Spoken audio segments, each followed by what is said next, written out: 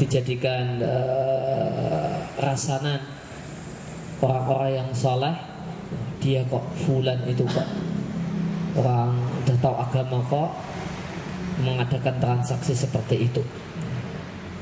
Di samping supaya kita tidak terjumus dalam hal yang haram. Jika orang itu sudah bermudah-mudah dengan hal-hal yang tidak jelas kehalalannya, maka kemungkinan besar dia akan lama-kelamaan dia akan merasa nyaman-nyaman saja melakukan hal-hal yang haram. Nah, apa yang tergolong dengan sesuatu yang tidak jelas kehalalannya, itu yang seperti apa yang dimaksud dengan tidak jelas? Sesuatu hal yang tidak jelas, kalau untuk orang awam, sesuatu yang tidak jelas kehalalannya adalah manakala ada satu makanan atau ada satu transaksi yang menurut Ustadz A itu haram, menurut Ustadz B boleh, dan dia bingung mana yang benar, dan dia bingung mana yang benar. Dia tidak punya pegangan jelas, kata putus untuk mengatakan yang benar adalah penjelasan Ustadz A. Maka barang semacam ini, transaksi semacam ini, atau makanan semacam ini, itu namanya transaksi yang subhat, makanan yang subhat untuk orang awam ini. Namun seiring berjalannya waktu, boleh jadi setelah itu dia tambah ilmu, akhirnya dia punya kemantapan, oh ini jelas haram, maka sudah tidak lagi subhat. Subhat itu artinya tidak jelas. Maka seiring bertambahnya ilmu, maka boleh jadi sesuatu yang tidak jelas dulu itu sekarang jelas. Sesuatu hal yang dulu tidak jelas kehalalannya, sekarang dengan bertambahnya pengetahuan, dengan bertambahnya belajar, bertambahnya pengetahuan tentang dalil, akhirnya ini jelas halal. Itu keliru. Ada ustadz yang bilang ini haram, itu keliru. Maka dalam kondisi ini ya, kembali statusnya adalah tinggalkan yang halal, tinggalkan yang haram, kerjakan dan ambil yang halal. Adapun untuk orang yang berilmu, orang yang ulama misalnya, maka yang namanya subhat kalau untuk ulama adalah manakala seorang yang berilmu itu bingung. Kalau ditimbang dari sudut pandang ini, pertimbang ini, boleh. Kalau ditimbang dari sudut ini, tidak boleh. Maka dia ragu-ragu untuk menentukan mana, apakah ini halal, yang jelas halalnya ataukah haram. Dia bingung, bimbang. Maka boleh jadi dia katakan kepada orang yang bertanya kepadanya, minimal ini subhat. Karena dia juga belum punya kata putus, dalil tegas, ilmu yang jelas untuk menilai halal dan tidaknya satu produk, halal dan tidaknya satu produk transaksi atau satu macam transaksi. Kemudian hal-hal yang tidak jelas kehalalannya, harta-harta yang tidak jelas kehalalannya sepatutnya dimanfaatkan dalam perkara yang paling jauh pemanfaatannya. Maka makin jauh makin baik. Karena berkaitan dengan pemanfaatan harta, maka pemanfaatan harta yang paling dekat itu adalah yang dimasukkan ke dalam perut. Setelah itu yang agak jauh adalah manakala adalah pakaian yang nutupi tubuh. Kemudian yang lebih jauh adalah satu hal yang tidak terus-menerus melekat di tubuh, menempel di tubuh, yaitu kendaraan. Maka ketika seorang itu ada padanya harta yang subhat, maka manakah dibelanjakan kemana Kalau dia ini masih menilai subhat, bukan haram ya. Ini kayak ini menurut pandangan saya ini subhat. Saya masih ragu-ragu tentang kehalalannya. Maka hendaknya yang terbaik adalah dia belanjakan untuk yang paling jauh dari dirinya. Beli bensin motor, itu yang paling jauh. Untuk ganti ban motor, untuk kendaraan. Jangan untuk makan. Ingat, kita bicara masalah apa? Hal yang subhat.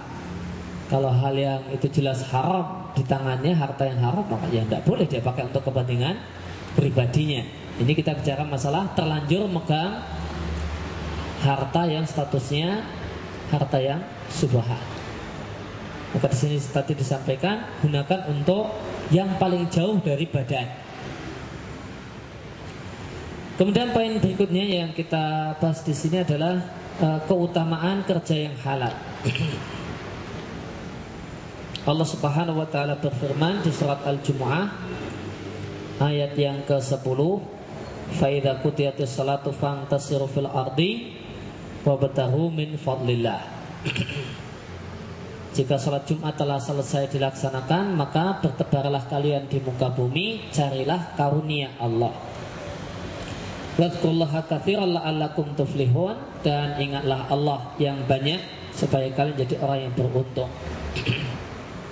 Maka di sini terdapat perintah untuk mencari rezeki, dan mencari rezeki Allah sebut dengan sebutan mencari karunia Allah.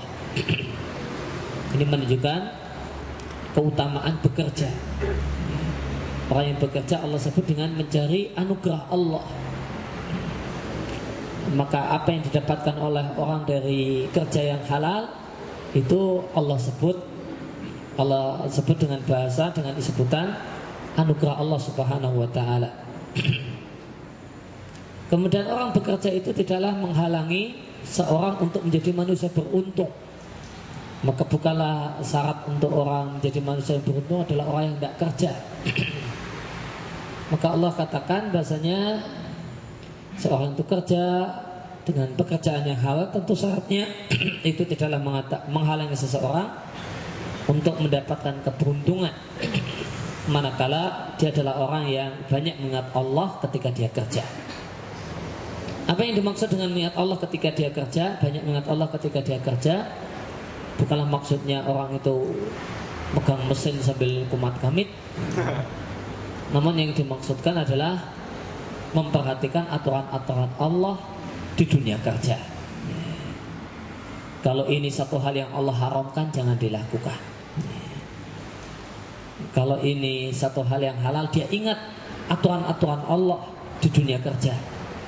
Oh, ini halal dalam aturan Allah, maka dia kerjakan. Ini haram dalam aturan Allah, dia tinggalkan. Maka orang yang kerja dengan menimbang aturan-aturan Allah di dunia kerja, itulah orang yang Allah sebut banyak mengingat Allah ketika dia kerja. Dan itu adalah dengan manakala seorang itu bekerja dan dia menimbang aturan-aturan Allah di dunia kerja, maka itulah manusia yang beruntung. Terdapat hadis tentang keutamaan mandiri dan bekerja dari Al-Miqdam radhiyallahu anhu. Nabi sallallahu alaihi wasallam mengatakan, tidaklah seorang itu memakan makanan yang lebih baik daripada yang dia makan dari hasil kerja tangannya sendiri. Dan sungguh Nabiullah Daud alaihissalam, beliau makan bukan dari narik pajak rakyatnya, padahal beliau raja, narik upeti dari rakyatnya, tidak. Dan Nabi Daud yang seorang yang raja yang cukup luas atau bahkan luas daerah kekuasaannya sekalipun, beliau makan dari hasil kerja tangannya sendiri, padahal beliau raja. Maka meskipun beliau raja, status beliau sebagai raja tidak menghalangi beliau untuk kerja. Ini kerjanya apa? Beliau bikin baju besi, karena Allah tundukkan besi itu untuk Daud. Besi itu adalah satu hal yang lembut di tangannya Daud. Besi di tangannya Daud sebagaimana anak kecil dolanan lempung, mau dibentuk apa, mobil-mobilan, bulat-bulat atau ini, terserah kehendak beliau. Maka beliau dengan tangannya beliau bentuk besi itu sebagaimana yang beliau inginkan. Dan beliau jadikan baju besi yang sebagaimana beliau mau. Setelah itu beliau jual. Hasil penjualannya itulah yang beliau pakai untuk makan, untuk beliau dan keluarganya. Padahal beliau seorang raja. Demikian dalam sebuah hadis yang diriwayatkan oleh Al-Bukhari. Demikian pula para sahabat Nabi Sallallahu Alaihi Wasallam, mereka adalah orang-orang yang rajin bekerja. Para sahabat Muhajirin itu adalah para pedagang. Sedangkan para sahabat Ansar, mereka adalah para petani.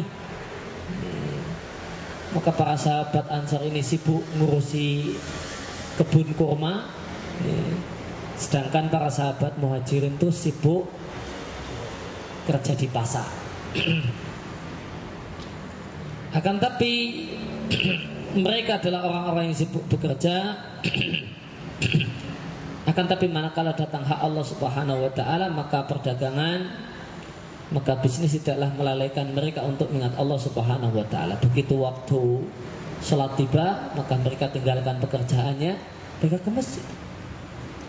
Maka jika ada orang yang beralasan meninggalkan salat jamaah dengan sibuk di ladang, kita katakan sahabat Ansar sibuk juga ngurusi ladang.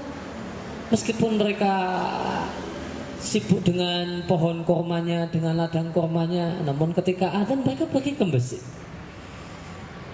Jika ada orang yang beralasan dengan tokonya, dengan dagangannya untuk menunaikan sholat berjamaah, maka kita katakan sahabat Muhajirin mereka sibuk berdagang.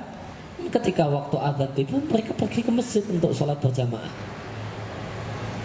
Kemudian berkaitan dengan profesi apakah yang paling afdal untuk ditekuni oleh seseorang, maka sebenarnya para ulama berselisih pendapat. Namun kesimpulannya, maka pekerjaan yang terbaik untuk masing-masing orang itu berbeda-beda tergantung orangnya masing-masing. Maka pekerjaan yang paling afdal untuk setiap orang adalah yang sesuai dengan kondisinya masing-masing, di mana dia hidup, modal yang dia punya, keterampilan yang dia miliki. Maka boleh jadi ada orang yang paling cocok untuk dirinya, yang paling afdal untuk dirinya adalah jadi petani. Boleh jadi membuat kerajinan ini dan itu, ataupun berdagang. Adapun hadis yang terkenal yang mengatakan 9/10 rezeki umat Muhammad itu di perdagangan, yang ini adalah satu hadis yang terkenal di dunia usaha, yang mengatas dirinya sebagai seorang muslim. Maka hadis yang terkenal ini adalah hadis yang dhaif, hadis yang lemah, yang tidak boleh dijadikan hujah dalam masalah ini. Sehingga tidak benar anggapan tersebut.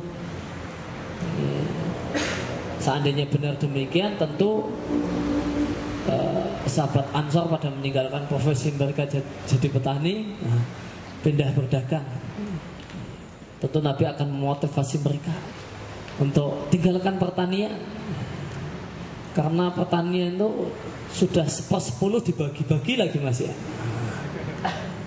Karena 9/10-nya di perdagangan, 1/10-nya di mana? Ya ada di ini, ada di itu. Tentu rugi kan, lo berarti sibuk di situ. Kemudian menjadi kewajiban setiap orang untuk bersungguh-sungguh mencari rezeki yang halal, untuk dia memenuhi kebutuhannya dan untuk nafkah keluarganya. Di samping tidaklah dia sisihkan sebagian rezeki tersebut di jalan Allah Subhanahu wa ta'ala. Ada seorang di zaman Nabi, ada seorang petani di zaman Nabi yang kisahnya ada dalam Sahih Bukhari. Itu dia memiliki, ya bahasa kita, karomah, sering terdengar suara di langit, ayo kamu ke kebunnya fulan. Kemudian terdengar suara gelegar, ayo kamu ke kebunnya fulan. Kemudian terdengar suara petir. Maka singkat ceritanya itu adalah suara malaikat yang bertugas untuk menggiring mendung, yang dia menggiring mendung, mengarahkan mendung untuk pergi ke kebun milik seseorang yang disebutkan namanya. Terdengar, orang pun bisa mendengar suara tersebut. Kemudian hujanlah kebun milik si fulan, tempat yang lain gak hujan padahal. Maka ditanyakan kepadanya, kita mendengar suara suara, pergilah ke kebun fulan. Kemudian bergeraklah awan mendung menuju kebunmu. Amalan apa yang kau miliki? Amalan apa yang kau miliki? Maka singkat cerita kemudian dia menyampaikan bahwasanya dia adalah seorang petani, dan ketika dia bercocok tanam, maka hasil panennya dia bagi menjadi 3 bagian. Dia bagi menjadi 3 bagian. Satu bagian dia siapkan untuk benih, untuk bercocok tanam di waktu berikutnya. Satu bagian dari 3 bagian tersebut dia simpan untuk kebutuhan keluarganya, untuk memenuhi kebutuhan keluarganya selama masa setelah panen sampai panen lagi. Kemudian satu bagian lagi itu dari hasil panennya itu dia sisihkan untuk infak di jalan Allah Subhanahu wa taala. Dan tidaklah seorang itu ketika bekerja dia niatkan dengan kerjanya untuk menjaga kehormatan dirinya, sehingga dia tidak perlu minta-minta dan berbelas kasihan mengharap bantuan orang lain. Maka inilah niat-niat yang baik dalam kerja, yang dengan itu maka kerja seorang itu menjadi berpahala. Ketika seorang itu bekerja, niatnya apa? Mencari rezeki yang halal. Maka ini dengan niat ini maka dia akan berpahala, akan bernilai pahala kerja yang dia lakukan. Maksud dia bekerja adalah untuk memenuhi kebutuhan dirinya dan menafkahi anggota keluarganya. Ini niat yang lain. Apalagi jika dia punya niat ingin sebagian darinya dia gunakan untuk bersedekah, maka itu niat mulia yang lainnya. Atau kemudian dia memiliki niat yang mulia, yaitu untuk dia niatkan untuk supaya dia tidak harus minta-minta, ngemis-ngemis minta kepada orang lain. Ini niat baik yang lainnya, yang dengan itu kerjanya menjadi kerja yang berpahala. Terdapat sebuah hadis dari sahabat Abu Hurairah radhiyallahu anhu, Rasulullah sallallahu alaihi wasallam mengatakan, demi Allah zat yang jiwaku ada di tangannya, sungguh jika salah satu kalian ngambil tali lalu pergi kalau bahasa kita ke hutan untuk cari kayu bakar, kemudian dia setelah dapat kayu bakar kemudian dia ikat, kemudian dia pikul dengan punggungnya, kemudian dia jual ke pasar sehingga dia bisa makan dari hasil penjualan tersebut, maka itu sangat lebih baik bagi dirinya daripada dia datang menemui orang kemudian minta-minta, ngemis-ngemis, yang boleh jadi diberi, boleh jadi tidak diberi. Hadis ini diriwayatkan oleh Bukhari dan Muslim. Maka Islam itu memotivasi umatnya untuk tekun bekerja dan sangat mencela mengemis, meminta-minta dan berharap belas kasihan orang lain.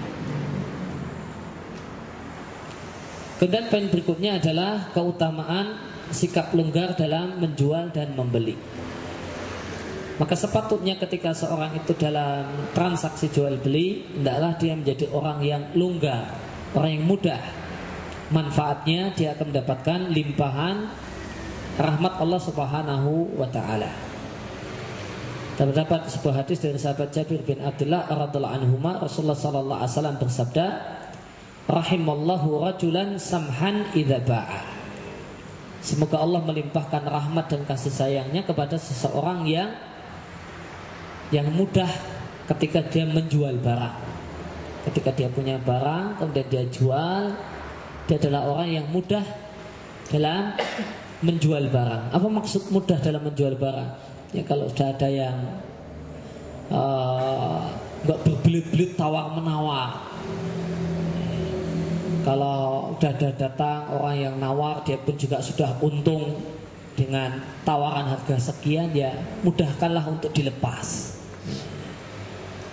Mudahlah untuk dilepas meskipun untungnya sedikit.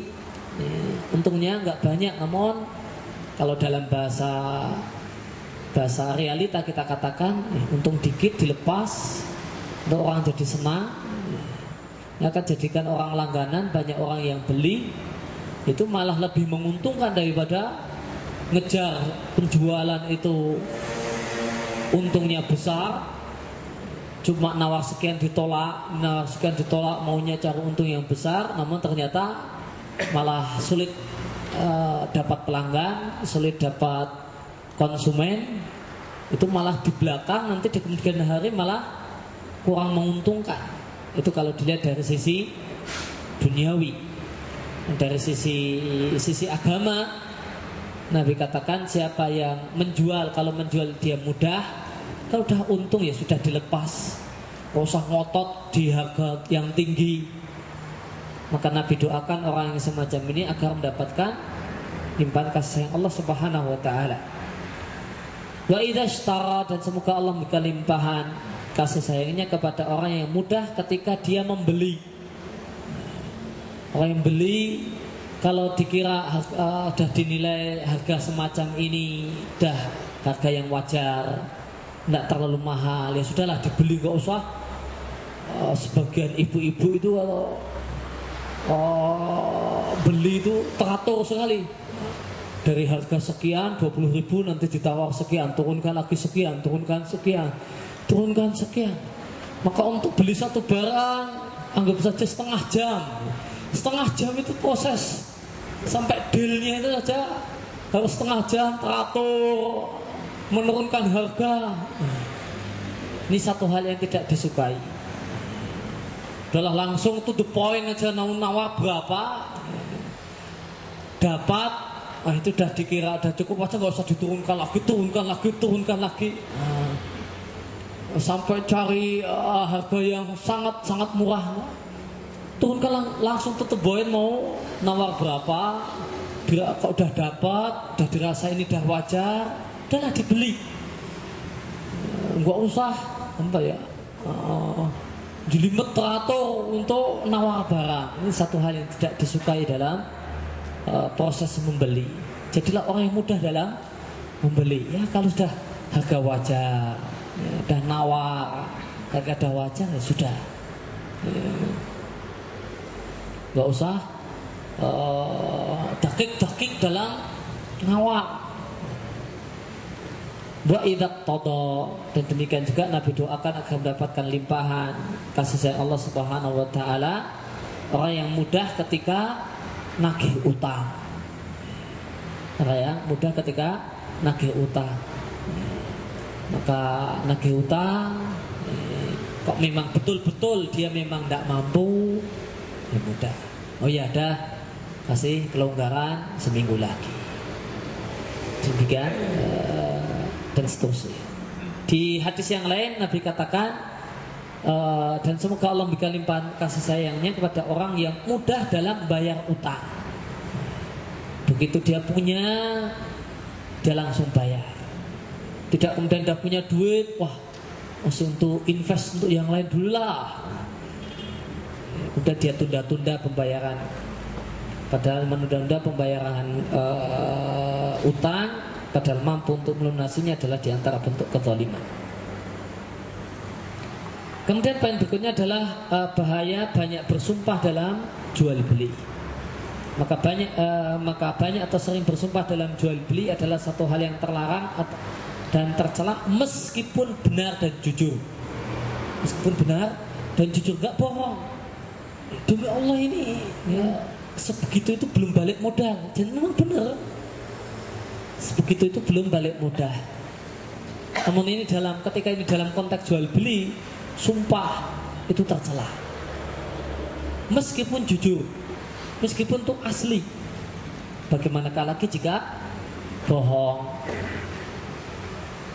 Nabi SAW mengatakan, iyyakum wa kasratal halifi fil bai'. Hendaklah kalian menghindari banyak bersumpah ketika kalian mengadakan transaksi jual beli. Fa innahu yunafiku thumma yamhaku. Karena banyak bersumpah dalam jual beli, meskipun itu jujur dan asli, itu memang melariskan barang, kata Nabi, namun menghilangkan keberkahan rezeki. Demikian dalam sebuah hadis yang diriwayatkan oleh Muslim. Maka rezeki itu hilang gara-gara banyak sumpah dalam jual beli, meskipun jujur. Bagaimana kalau lagi dengan sumpah yang bohong? Wah, itu belum balik modal, padahal udah balik modal.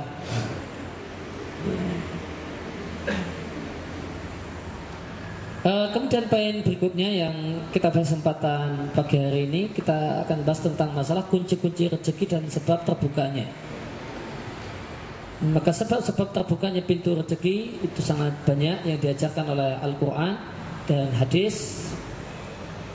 Di antara yang paling poin-poin penting tentang hal tersebut, yang pertama adalah memohon ampun dan bertobat kepada Allah Subhanahu wa ta'ala. Maka istighfar itu adalah menjadi sebab terbukanya pintu rezeki. Sebagaimana firman Allah di surat Nuh ayat 10-12 dan surat Hud ayat yang ke-52. Nabi Nuh di surat Nuh ayat 10 dan 12 mengatakan, faqultu astaghfiru rabbakum innahu kana ghafara. Maka hendaklah kalian banyak-banyak beristighfar, mohon ampun kepada Tuhan kalian, sesungguhnya Dia Maha Pengampun. Jika kalian rajin istighfar, banyak-banyak istighfar, yursilus samaa'a 'alaikum midrara. Allah akan turunkan hujan yang bercurah-curah kepada kalian. Maka istighfar menjadi sebab turunnya hujan. Wa yumditukum bi amwal, dan Allah akan berikan pada kalian tambahan harta. Maka di sini, poin di sini, maka istighfar menjadi sebab menjadi terbukanya pintu rezeki. Karena Allah katakan istighfar menjadi sebab bertambahnya harta. Wa banin, dan jadikan sebab Allah akan berikan pada kalian anak keturunan, sehingga Allah jadikan untuk kalian kebun-kebun yang lebat-lebat, dan Allah akan jadikan untuk kalian sungai-sungai yang penuh dengan air. Maka istighfar, kata Allah Subhanahu wa ta'ala, menjadi sebab datangnya momongan. Maka di antara amalan yang kita sarankan untuk orang yang lama tidak punya momongan adalah memperbanyak istighfar. Sebagaimana di surat Hud ayat 52, Nabi Hud berkata pada kaumnya, wahai kaumku, hendaklah kalian banyak-banyak istighfar, mohon ampun kepada Allah Subhanahu wa ta'ala dan bertobat. Yursilus samaa'a 'alaikum midrara, niscaya Allah akan turunkan hujan yang bercurah-curah untuk kalian. Wa yazidukum quwwatan ila quwwatikum, dan Allah akan menambah kekuatan kalian di samping kekuatan yang ada pada diri kalian. Maka istighfar, Allah katakan, adalah sebab tambahnya kekuatan. Kemudian yang kedua, kunci rezeki berikutnya adalah melakukan aktivitas mencari rezeki di pagi hari. Mengingat doa Nabi SAW dalam sebuah hadis yang sahih diriwayatkan oleh Abu Daud dan Tirmidzi, Nabi berdoa, Allahumma barik li ummati fi bukuriha, ya Allah limpahkanlah keberkahan untuk umatku di waktu pagi. Maka waktu pagi adalah waktu yang berkah, waktu yang baik untuk melakukan berbagai aktivitas, menghafal, membaca, demikian juga bekerja, cari uang, tas yang sangat baik dilakukan di waktu pagi. Dan terdapat seorang sahabat Nabi, seorang sahabat Ansar, Sahr Al-Ghamidi, yang melaksanakan doa Nabi ini. Tidaklah beliau memberangkatkan rombongan dagang beliau kecuali pagi hari. Dan beliau adalah di antara sahabat Ansar yang paling kaya. Kemudian yang ketiga adalah bertakwa kepada Allah Subhanahu wa taala. Dalilnya adalah surat At-Talaq ayat 2 dan 3 serta surat Al-A'raf ayat 96. Di surat At-Talaq, satu hal yang sering kita dengar, meskipun boleh jadi kita sering kurang yakin, Allah katakan, wa may yattaqillaha yaj'al lahu makhraja wa yarzuqhu min haitsu la yahtasib. Siapa yang bertakwa pada Allah, maka Allah akan berikan jalan keluar dalam kesulitannya, dan Allah akan berikan padanya limpahan rezeki dari jalan yang tidak dia sangka. Maka takwa itu adalah sebab seorang untuk mendapatkan rezeki. Tentu untuk orang-orang yang yakin. Kalau orang yang nggak percaya dan kurang yakin dengan isi kandungan ayat ini, boleh jadi dia katakan, dari mana orang bertakwa kok malah dapat rezeki, bertakwa malah rezekinya seret. Malah boleh jadi dia katakan demikian karena tidak boleh ini, tidak boleh itu, tidak boleh ini, tidak boleh riba, tidak boleh ini, tidak boleh itu, tidak boleh nipu, tidak boleh ngurangi takaran dan sebagainya. Namun orang yang yakin dan beriman dengan ayat Allah Subhanahu wa taala, dia akan bisa membuktikan bahasanya takwa pada Allah Subhanahu wa taala adalah sebab datangnya rezeki.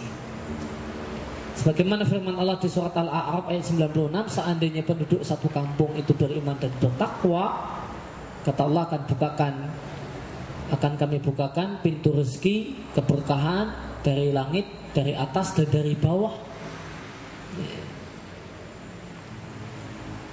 Kemudian berikutnya adalah menjauhi maksiat. Berdasarkan surat Ar-Rum ayat yang ke-41, di sana dikatakan bahasanya maksiat itu sebab terjadinya bencana. Maka boleh jadi karena maksiat seorang pengusaha, maka boleh jadi barang yang dia kirim rusak di tengah jalan, tiba-tiba banyak jeblos masuk jurang, maka ini musibah yang murni musibah. Boleh jadi bukan musibah karena kelalaian, semuanya sudah prosedural, tiba-tiba terjadi yang tidak diharapkan. Yang ini di luar human error. Maka musibah yang asli murni musibah. Semua petunjuk kerja itu sudah diikuti, dan terjadi bencana, terjadi kerusakan. Maka ini urusannya sudah bukan lagi urusan manusia. Karena kalau menurut ilmu manusia sudah mentok, ini sudah semuanya semuanya sudah prosedural semua. Maka kok tiba-tiba kok terjadi kerusakan yang di luar perhitungan manusia, di luar kemampuan manusia, maka ini urusannya adalah urusan sang pengusaha dengan Allah Subhanahu wa taala, sang pelaku usaha dengan Allah Subhanahu wa taala. Kenapa Allah turunkan musibah yang asli murni musibah? Karena boleh jadi kalau di dunia kerja musibah itu ada yang musibah karena kelalaian karyawan. Nah, ada musibah-musibah yang ini tidak tergolong kelalaian karyawan. Tiba-tiba misalnya ada perampok datang, yang itu semua antisipasi sudah dilakukan, namun kebobolan. Ini adalah nggak bisa menyalahkan karyawan, menyalahkan ini, karena ini sudah di luar kemampuannya. Maka ini musibah yang murni musibah. Maka obatnya apa? Takwa. Tidak ada obatnya yang lain kecuali takwa kepada Allah Subhanahu wa taala. Karena ini urusan si pelaku usaha dengan Allah Subhanahu wa ta'ala. Kemudian berikutnya adalah tawakal kepada Allah Azza wa Jal. Tawakal itu adalah sebab datangnya rezeki. Dan tawakal itu adalah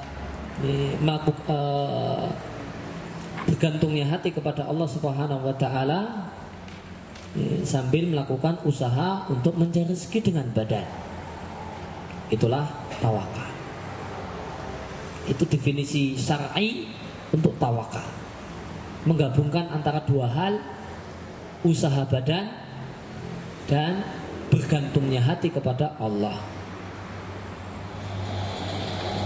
Sebagaimana firman Allah Subhanahu wa taala, "Wa may yatawakkal 'ala Allah fa huwa hasbuh."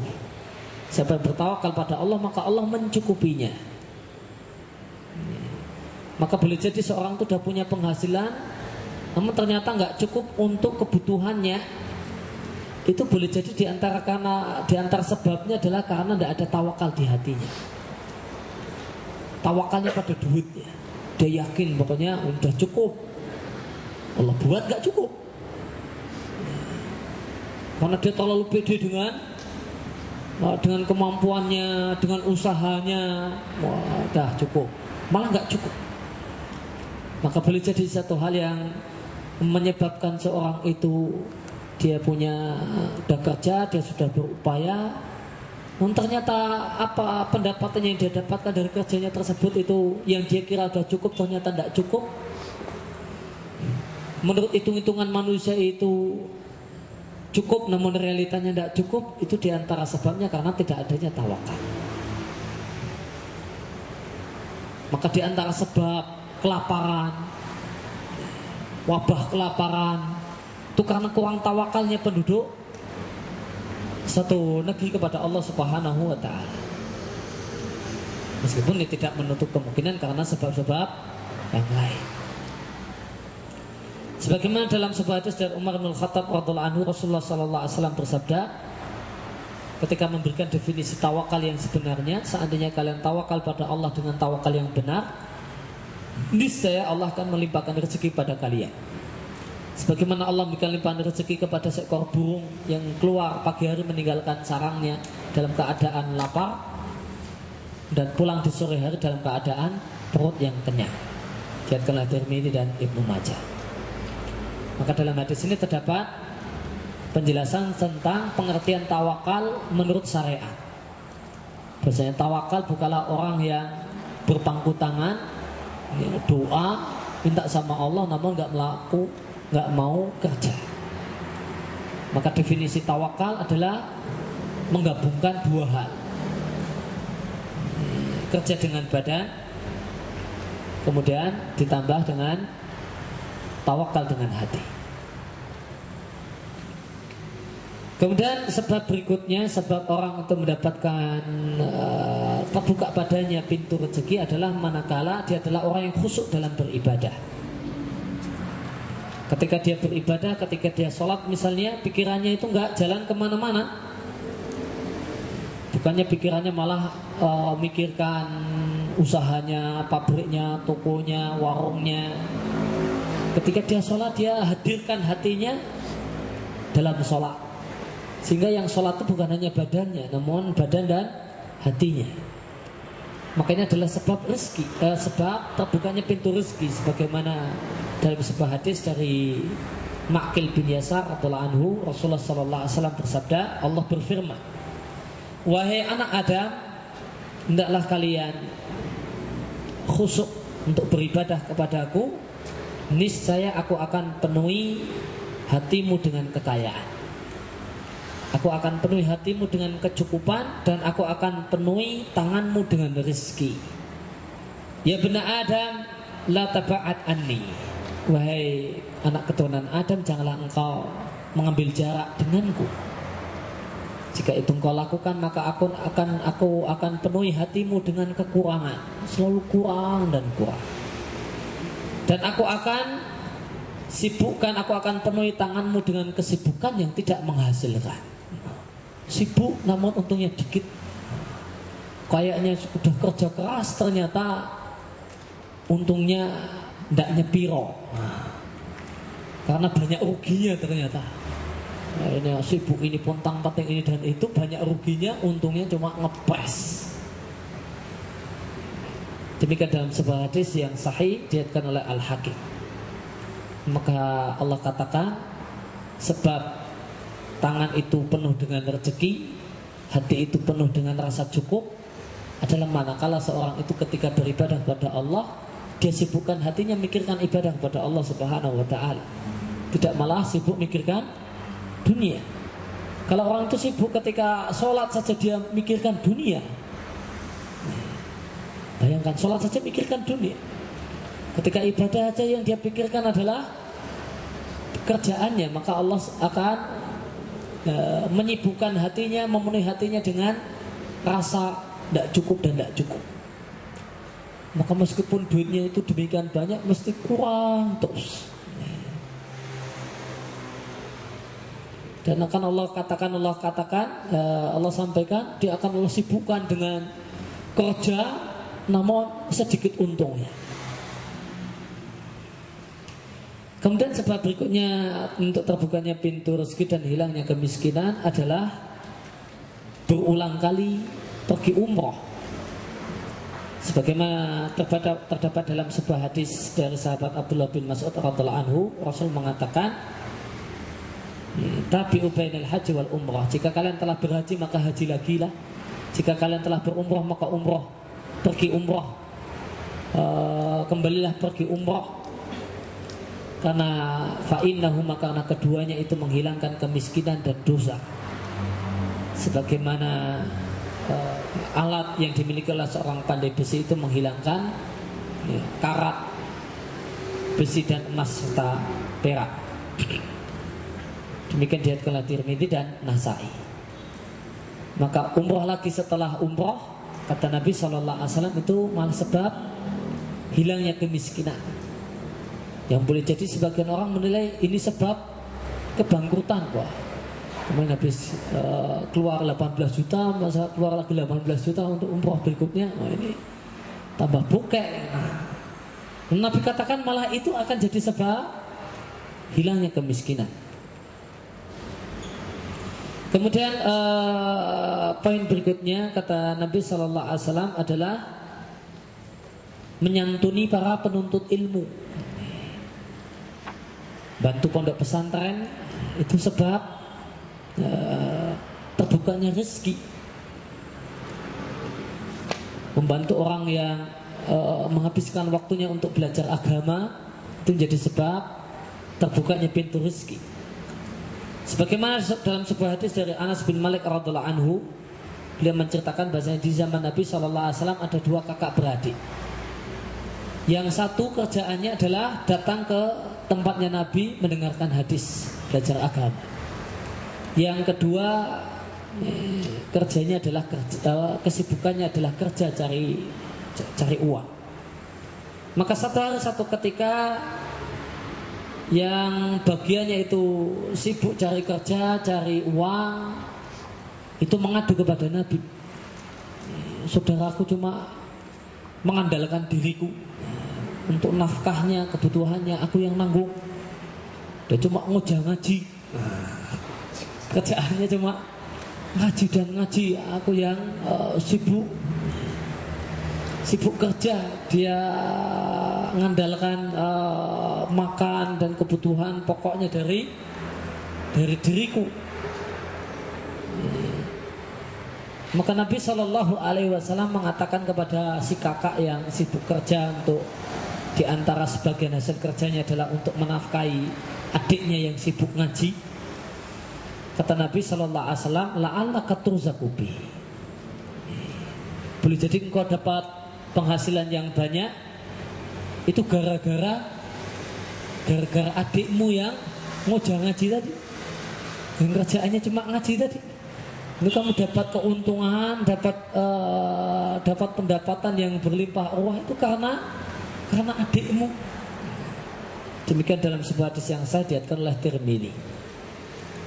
Maka Nabi katakan bahasanya menyantuni orang yang sibuk menuntut ilmu itu menjadi sebab terbukanya rezeki. Kemudian berikutnya adalah silaturahim, menjalin hubungan baik dengan kerabat. Dan yang dimaksud dengan silaturahim di sini adalah hanya terbatas untuk kerabat yang punya hubungan nasab dengan kita, paman, sepupu atau yang lainnya.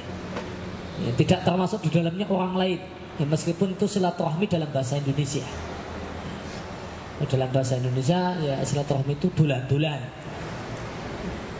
Namun dalam bahasa syariat yang namanya silaturahmi itu ya menjaga hubungan baik dengan keluarga, dengan sanak saudara. Dan silaturahmi yang paling pokok adalah menjaga hubungan baik dengan orang tua. Maka menyempatkan diri ketika kita jauh dari orang tua untuk telepon, ya. Jangan ngitung, waduh pulsanya kelong nih telepon, nomornya bapak nggak simpati.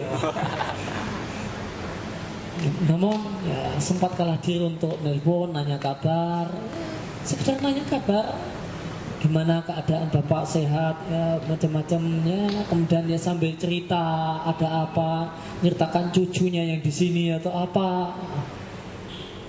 Maka itu adalah silaturahmi yang paling pokok, silaturahmi dengan orang tua. Dan ini adalah sebab Allah mau melapangkan rezeki, sebagaimana hadis yang mungkin sering kita dengar. Siapa yang ingin Allah longgarkan rezekinya dan Allah panjangkan umurnya, maka adalah dia menjalin hubungan kekerabatan. Diatkan oleh Bukhari dan Muslim. Kemudian poin yang terakhir berkaitan dengan pintu rezeki yang kita bahas kesempatan pagi hari ini adalah memuliakan orang-orang yang lemah, orang-orang yang miskin, dan berbuat baik kepada mereka. Dari sahabat Mus'ab bin Sa'ad, anaknya Sa'ad bin Abi Waqqas. Dan Sa'ad bin Abi Waqqas itu termasuk sahabat Nabi yang kaya-kaya. Mus'ab menceritakan bahwasanya Sa'ad, yaitu bapaknya, itu punya pandangan bahwasanya dia itu lebih berjasa daripada yang lain. Merasa dia itu yang lebih berjasa daripada yang lain dengan harta yang dia miliki. Maka Nabi SAW malah mengatakan kepada Sa'ad dan yang lainnya dan orang-orang kaya dari para sahabat Nabi yang lain, Nabi katakan, hal tunsaruna wa turzaquna ila bidu'afaikum. Ketika dalam hadis yang diriwayatkan oleh Bukhari, tidakkah kalian mendapatkan pertolongan dan mendapatkan limpahan rezeki itu karena doa orang-orang miskin, tetangga-tetangga kalian. Maka jangan kalian mentang-mentang kalian kaya, kemudian banyak membantu Islam dengan hartanya, kemudian merasa lebih. Maka Nabi katakan kalian itu dapat duit yang banyak, harta yang banyak karena orang-orang miskin yang jadi tetangga kalian. Dalam hadis yang lain yang diriwayatkan oleh Nasa'i, Nabi katakan, innama yansurullah hadil ummah, Allah menolong umat ini hanyalah dengan sebab orang-orang lemahnya. Bidakwatihim wa salatihim, disebabkan doa mereka dan ibadah mereka dan keikhlasan mereka. Demikian dalam sebuah hadis yang sahih diriwayatkan oleh Nasa'i. Maka Allah katakan orang-orang kaya itu tetap kaya dan berlimpah hartanya, kata Nabi SAW, karena sebab doa tulus orang-orang miskin. Oleh karena itu apa? Maka bantulah orang-orang miskin, bantulah orang-orang yang kekurangan. Jadi ada doa tulus yang mereka ucapkan, yang itu Allah dengar. Yang dia dengan tulus berdoa, semoga Allah melimpahkan rezeki pada bapak yang sudi membantu saya yang tidak bisa apa-apa ini.